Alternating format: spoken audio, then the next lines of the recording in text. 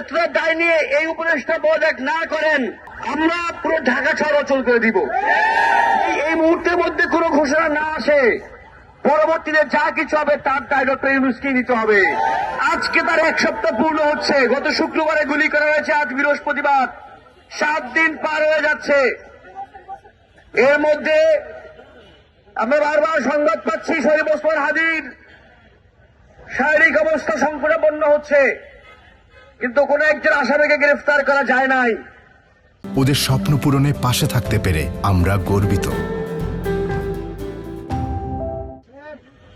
এই মুহূর্তে আমরা আজকে সকালে দেখলাম জান্নাতুল রুমিকে হত্যা করা হয়েছে, কিংবা তিনি আত্মহত্যা করেছেন। আমরা এখন জানি তিনি কিভাবে তার মৃত্যু ঘটেছে।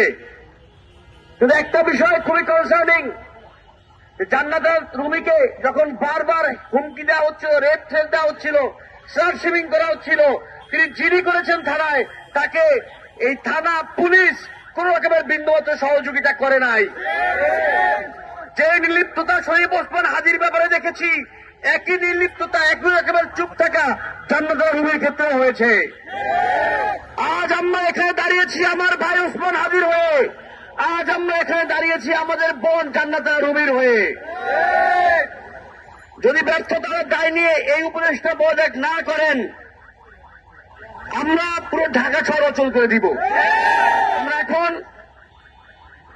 আমাদের এই মিছিলটি নিয়ে রাজু ভাস্কর্যে যাব।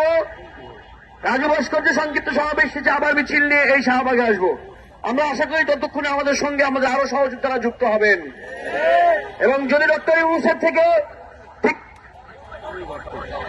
ঠিক সেই এই মুহূর্তের মধ্যে কোনো ঘোষণা না আসে, পরবর্তীতে যা কিছু হবে তার দায় ডক্টর ইউনূসকেই নিতে হবে।